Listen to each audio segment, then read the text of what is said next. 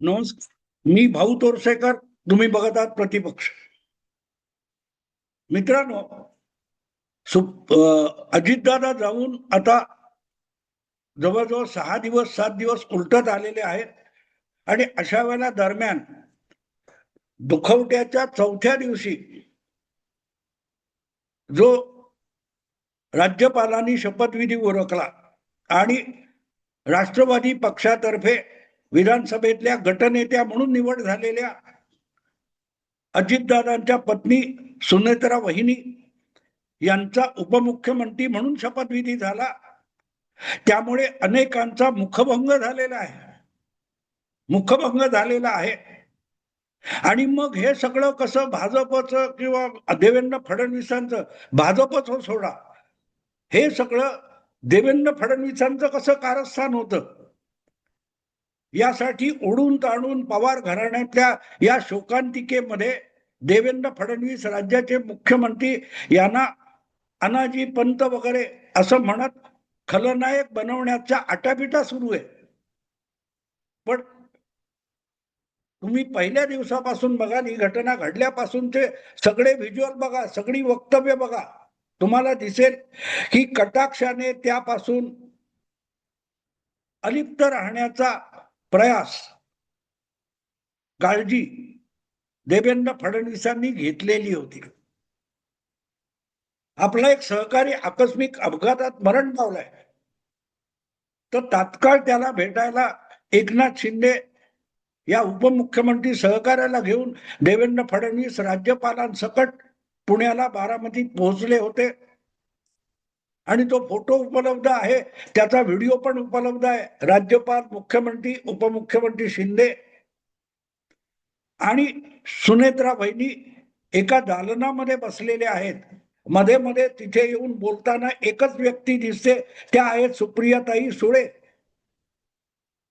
पण त्यानंतर जिथे जिथे वक्तव्य करण्यात आलं, तिथे तिथे भाजपने किंवा एक देवेंद्र फडणवीस यांनी हा राष्ट्रवादी पक्ष किंवा अजितदादांचा गट यांचा अंतर्गत विषय आहे, त्यामध्ये आम्हाला काहीही ढवळाढवळ करता येणार नाही, मतप्रदर्शन करता येणार नाही, हे देवेंद्र फडणवीस सातत्याने सांगत आले.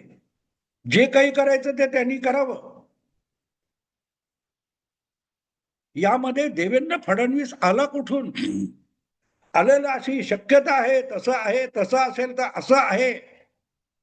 वडाची साल पिंपळाला लावली तर पिंपळ सुद्धा वड होऊ शकतो, आणि वड आहे म्हणून त्याला पारंब्या फुटलेल्या असतील, आणि जर पारंब्या फुटलेल्या दिसतात तर तो वडच असला पाहिजे.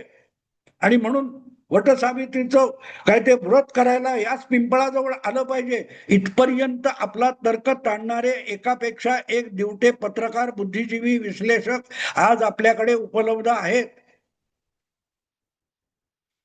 पण एक गोष्ट साफ आहे, तुम्ही एक चिमटीत पकडू शकाल एवढी सुद्धा जागा तुम्हाला टीका करता यावी यासाठी देवेंद्र फडणवीसांनी सोडलेली नाही. एकनाथ शिंदे मुख्यमंत्री झाल्यानंतर मला वाटते महिन्या 2 महिन्यामध्ये लोकमत या वृत्त समूहाच्या वतीने एक जाहीर कार्यक्रम झाला होता, ज्यामध्ये प्रसिद्ध अभिनेता नाना पाटेकर याने शिंदे आणि फडणवीस या दोघांची एक संयुक्त जाहीर मुलाखत घेतली होती. आणि त्यामध्ये मुलाखतीला सुरुवात करण्यापूर्वी नाना पाटेकरने एकनाथ शिंदे हा कसा फक्त कार्यकर्ता आहे, जास्त बडबड करणारा नाही, आणि देवेंद्र फडणवीस हा उत्कृष्ट वक्ता आणि प्रशासक असला तरी आपल्या कृतीतून आणि वागण्यातून कुठेही चिमुडभर काहीतरी पकडता येईल एवढं सुद्धा काही शिल्लक ठेवत नाही, इतका अलिप्त राहतो, असं देवेंद्र फडणवीसांचं वर्णन नाना पाटेकरने केलेलं होतं. मला आज ते आठवलं. याचं कारण ते, या सगळ्या प्रकरणामध्ये आपल्याला अकारण ओढले जाणार आपण.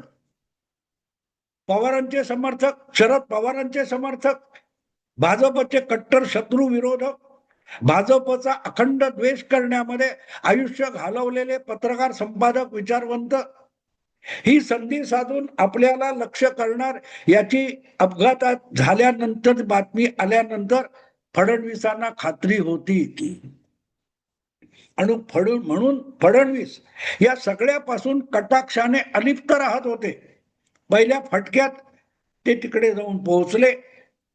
एक औपचारिकता म्हणून त्यांनी पवार कुटुंबियांचं सांत्वन केलं, राज्यपालांना घेऊन गेले.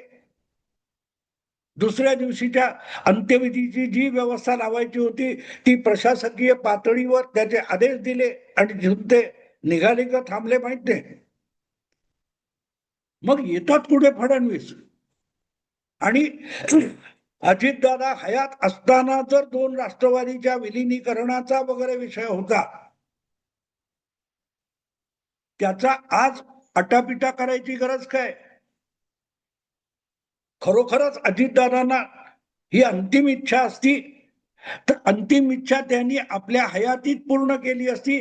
गेल्या नगरपालिका महापालिका वगैरे निवडणुका झाल्या त्याच्या आधीच दोन्ही पक्षांचं विलिनीकरण करता आलं असतं. पण त्यासाठीचं पहिलं पाऊल म्हणजे सुप्रीम कोर्टामध्ये जी शरद पवारांच्या पक्षाकडून टाकलेली केस आहे ती मागे घ्यावी लागली असती.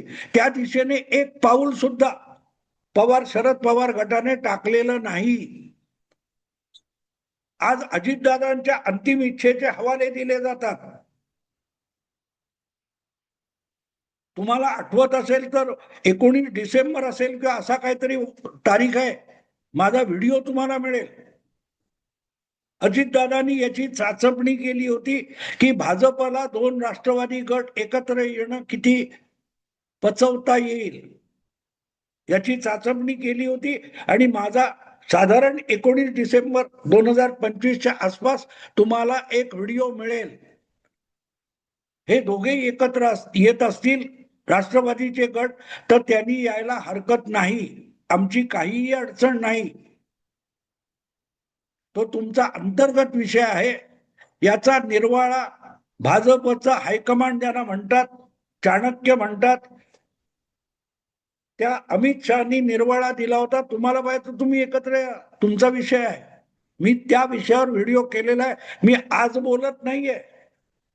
आज जे कोणी विलिनीकरणाचे पोपट बोलतायत ना ते त्यावेळेला विलिनीकरणावर हातपाय आपटत बसलेले होते. आठवतं तुम्हाला? ज्या वेळेला महापालिका निवडणुकांमध्ये ज्या महापालिका निवडणुका मला वाटतं 15 जानेवारीला वगैरे व्हायच्या होत्या, 16 जानेवारीला निकाल होते, मतमोजणी होती. त्या निवडणुकांची सुरुवात नोव्हेंबरच्या अखेरीला आणि डिसेंबरच्या अखेरीला झालेली होती. त्यावेळेला दोन राष्ट्रवादी गट एकत्र येणार म्हटल्यानंतर जी त्या दोन पक्षामध्येच आपट वगैरे सुरू झाली होती, त्यामध्ये शरद पवार गटाचे पुणे शहराचे अध्यक्ष प्रशांत जगताप यांनी तडकाफडकी आपल्या पक्षाच्या अध्यक्षपदाचा राजीनामा दिला. शरद पवार त्याच पुतण्याबरोबर जात असतील तर आपल्याला जायचं नाही. भाजप सोबत गेलेले अजितदादा हे शरद पवार गटाला संपूर्णपणे वर्ज्य आहेत. आणि म्हणूनच जर तशा हालचाली होत असतील तर आपण त्या पक्षात राहणार नाही असं छाती ठोकपणे सांगत जे पुणे शहर राष्ट्रवादी शरद पवार गटाचे अध्यक्ष होते त्यांनी राजीनामा दिल्यानंतर हेच सगळे संपादक प्रशांत जगतापचा उदो करत होते. प्रशांत जगतापनी भूमिका घेतली आणि मग त्यामुळे नाराज झालेल्या सुप्रियाताईंनी प्रशांत जगतापला दोष दिला नाही. पण ठीक आहे, तेव्हा ते घडलं, आता हे घडतंय. आपण प्रोफेशनल आहोत, आपण व्यवसायी, व्यापारी, व्यावहारिक राजकारणी आहोत, तेव्हा त्यामध्ये भावनेला स्थान नाही असा निर्वाळा देत सुप्रियाताई म्हणाल्या होत्या, वी आर प्रोफेशनल्स. आणि अशा वेळेला सुप्रियाताईंच्या व्यवहारवादाचं कौतुक करण्यापेक्षा अनेक जण शिवशाहू फुले आंबेडकर या भूमिकेला प्रशांत जगताप हे कसे पक्के पकडून राहिले म्हणून त्यांचं गुणगान केलं होतं. आणि जे शरद पवार गटाचे लोक किंवा खुद्द शरद पवार हे अजितदादांसमोर विलिनीकरणाच्या किंवा एकत्रित निवडणुका लढवण्याच्या भूमिकेत होते, त्याच्यावर विरुद्ध आवाज उठवत अनेक लोक उभे राहिले होते, जे स्वतःला तटस्थ परखड पत्रकार म्हणतात. त्यांनी शरद पवारांचं विलिनीकरणाचं कौतुक केलं नव्हतं, त्यांनी कौतुक केलं होतं शरद पवारांना झडकारून काँग्रेसमध्ये गेलेल्या प्रशांत जगताप यांचं. आज ज्यांना विलिनीकरणाच्या पिंडाला शिवायची घाई झाली असे हे सगळे कावळे, हे त्यावेळेला प्रशांत जगताप यांच्यावर फिदा झालेले होते. बहुतांशी महाराष्ट्राला पुणे जिल्ह्यातला पुणे शहरातला शरद पवार गटाचा अध्यक्ष कोण आहे ते सुद्धा माहिती नव्हतं. एवढा त्यावेळेला प्रशांत जगतापला मोठा करण्यात आला. काय भूमिका घेतली आहे? भाजप बरोबर जाणं हे निषिद्ध आहे. अरे तो एक पक्ष आहे, ते ठरवतील. संपादक आणि पत्रकार आणि विश्लेषक कसं ठरवणार की कुठल्या पक्षाने कुठल्या पक्षाबरोबर जाणं हे निषिद्ध आहे की स्वागतार्ह आहे? हे तुम्ही ठरवणार.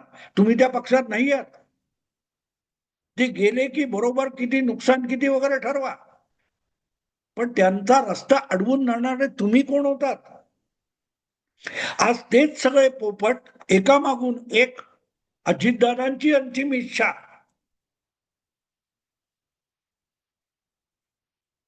मग प्रशांत जगतापने केला तो त्रागा चांगला होता, तो तात्विक होता, तो वैचारिक होता.